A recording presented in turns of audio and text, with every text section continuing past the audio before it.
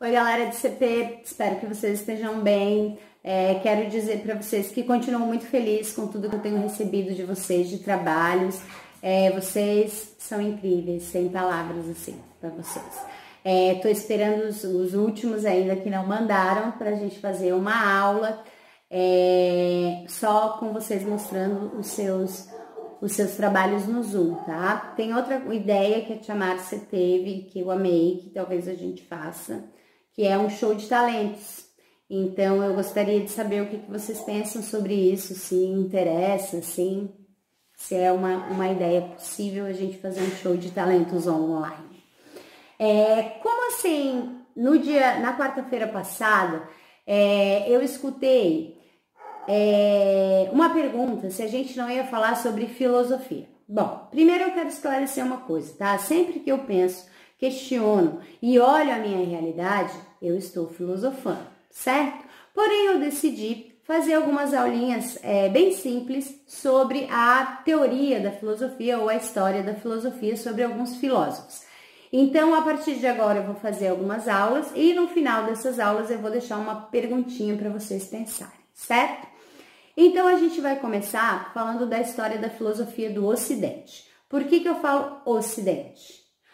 Porque no Oriente, bem antes de 5.000 a.C., já existiam pessoas questionando, conversando, debatendo sobre a realidade. Na África, no Oriente Médio, já existiam grandes filósofos. Porém, para nós do Ocidente, a filosofia nasce na Grécia, certo? E é assim para que a gente possa estudar. A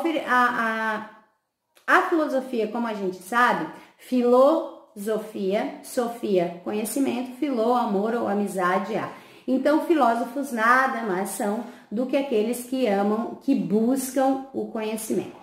O que acontece com os primeiros filósofos lá, antes de Sócrates? Porque a gente vai dividir em pré-socráticos, os que vieram antes de Sócrates, que Sócrates é um marco na filosofia, e depois de Sócrates a gente vai ter mais uma galera. Então, nós vamos começar com os pré-socráticos. Qual é a preocupação dessa galera que vem antes de Sócrates? São filósofos chamados filósofos da natureza. O que eles querem entender? Eles querem entender como é que a natureza funciona. Porque até então, galera, todas as explicações tinham sido mitológicas. Então, todas as explicações até então se davam através dos deuses, da vontade dos deuses. Chega um momento em que alguns gregos vão se questionar. Mas e se tiver alguma lei da natureza? Se tiver alguma outra coisa? Se tiver uma coisa comum em todos os objetos, em todas as pessoas, e aí eles começam a se questionar e tentar entender como é que a natureza funciona, como é que foi a origem das coisas, certo? Então, eles vão se dedicar ao estudo da origem das coisas. A gente vai conhecer alguns agora, um é o Tales de Mileto. O Tales de Mileto diz que a água é a origem de todas as coisas. A gente vai conhecer o Heráclito, que diz que nada é permanente, tudo se transforma. Heráclito tem uma frase bem famosa que é impossível você banhar-se no mesmo rio 2 vezes, porque você não é o mesmo e o rio não será o mesmo numa segunda vez. Legal de pensar sobre isso aí, né, galera? Bom, ele tem uma ideia de que nada tudo ainda está por vir a ser, ainda pode acontecer. Então, o que faz o mundo se transformar, né, é o diálogo, olhem bem, para Heráclito, o que faz o mundo se transformar é o diálogo entre os opostos, certo? Então, para ele, nada permanece como está.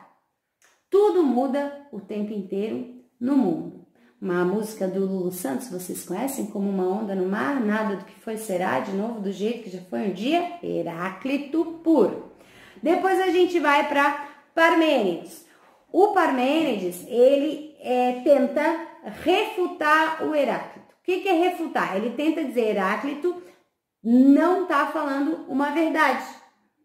Como é que ele faz isso? Ele escreve sobre a natureza e diz que tem duas posições sobre tudo.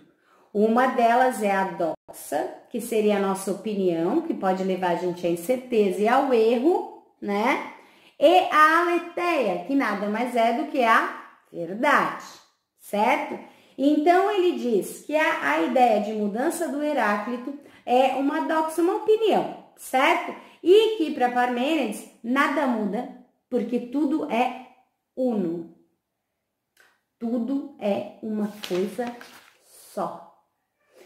Eu tenho também um carinha que chama Anaximandro de Mileto, certo? Que era um discípulo, um aprendiz de Tales. E ele cria o princípio do apeiron, que é uma matéria infinita que está em todas as coisas, certo? Aí eu ainda tenho Anaximenes de Mileto, que diz que o princípio de todas as coisas é o ar. Eu tenho Pitágoras de Samos, super famosão, matemático, que ele tenta dizer que a unidade fundamental de tudo são os números. A matemática. Que os números estão em todas as estruturas. Então, todas as coisas, para ele, teriam estruturas que podem ser explicadas numericamente, certo? Reza a lenda que foi Pitágoras que cunhou, que usou pela primeira vez o termo filosofia, amantes do conhecimento, amigos do conhecimento. Vou falar de mais 3 carinhas. Um é Xenófanes, não liguem que os nomes são assim, tá? A Grécia Antiga. O Xenófanes, ele é fundador da escola eleática, então ele é contra essa ideia de que os deuses podem ter sentimentos humanos, porque na Grécia isso era muito comum, que os deuses sentissem raiva, ciúme. Então ele acha que isso não é assim. O Zenão, certo? Que diz que tudo é um paradoxo, tudo é contrário em si mesmo. Olhem que doido. E tem o Demócrito, que é o cara do átomo, e que diz que é o princípio de todas as coisas, é uma partícula indivisível, e ele vai dar o nome dessa partícula de átomo. Para encerrar, então, esse resumão de pré-socráticos, de ideias de filósofos diferentes, eu vou deixar uma pergunta para vocês pensar. Para vocês, qual que é o princípio de todas as coisas? O que a gente pode dizer que está presente em tudo? Sabemos que os átomos, né, como Demócrito dizia, o cara inteligentão lá antes de Cristo, super ligado na parada, Demócrito ele tem razão. Mas existe mais alguma coisa que está presente em tudo? Qual seria a origem de todas as coisas? Beijo para vocês, até!